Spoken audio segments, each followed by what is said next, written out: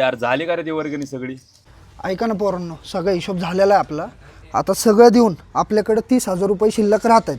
तर त्याचं काय करायचं ते तुम्ही सांगा मला. ओ भाऊ या इकडं.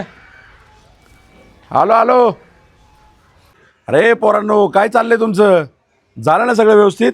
काय कमी पडत असेल तर सांगा अजून. हा झालाय भाऊ सगळा हिशोब. सगळ्यांचे पैसे देऊन उलट आपल्याकडे 30,000 रुपये अजून शिल्लक आहेत. आता तीच चर्चा चालू आहे. आता ते 30,000चं करायचं काय? अरे मग काय ठरवलंय तुम्ही? काय करायचं काय? ते 30,000चं काय करणार तुम्ही?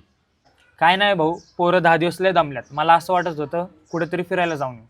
अरे काय नाही भाऊ, आता विषय काय झाला, सगळी पोरं वैतागलेत. मला पण असं वाटतं की 2-3 दिवस जाऊन कुठेतरी फिरून यावं मस्त पैकी राव. एक काम करा, ते पैसे मला लागतात, आता मला व्याजाने द्या. पुढच्या वर्षी मी ते पैसे व्याजासकट परत देतो.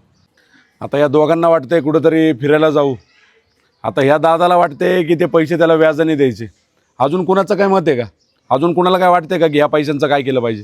का ना भाऊ, आमचं सोडा, तुमचं काय मत आहे? पोरांनो ऐका ना, पहिली गोष्ट आहे ना, हे तुमच्या डोक्यातनं काढून टाका की हे जे वर्गणीचे पैसे आहेत ना, हे आपल्याला लोकांकडून आलेले पैसे आहेत.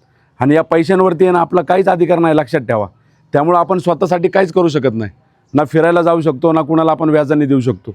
आणि तुम्हाला जर माझं मत ऐकायचं आहे ना, तर माझं मत असं आहे की हे गणपती बाप्पाचे जे पैसे उरलेत ना, त्या पैशांचा वापर आपण अशा ठिकाणी केला पाहिजे की ज्यांना खरोखरच आत्ता गरज आहे. आता ह्यात तुम्ही एक करू शकता की तुम्हाला तो मागच्या गल्लीतला ओम माहिती आहे ना, त्याच्या आईवडिलांचा बघा मागच्या महिन्यात ॲक्सिडेंट झाला होता. ते दोघं आईवडील आहेत ना, त्याचे एक्सपायर झालेत. आता त्याची बहीण आणि तो, आता ते दोघंच राहतात. आता त्यांना सध्या पैशांची खूप गरज आहे. तर त्यांचा जो शाळेचा खर्च असेल ना, तो खर्च आपण या राहिलेल्या पैशातनं करू शकतो. भाऊ, मला तर तुमचं म्हणणं पटलंय, आपण तसंच करू. भाऊ लय भारी आयडिया दिली तुम्ही, मला पण पटलं. पोरांनो, हे माझं मत आहे. शेवटी तुम्हाला ठरवायचं की तुम्हाला काय करायचं. नाही भाऊ, फिरायचं वगैरे कॅन्सल. तू जे बोलते ना तेच करू आपण. लय भारी पोरांनो, लय भारी निर्णय घेतला तुम्ही. आणि गणपती बाप्पा आहे ना, तुम्हाला कधीच काही कमी पडू देणार नाही. गणपती बाप्पा मोरया!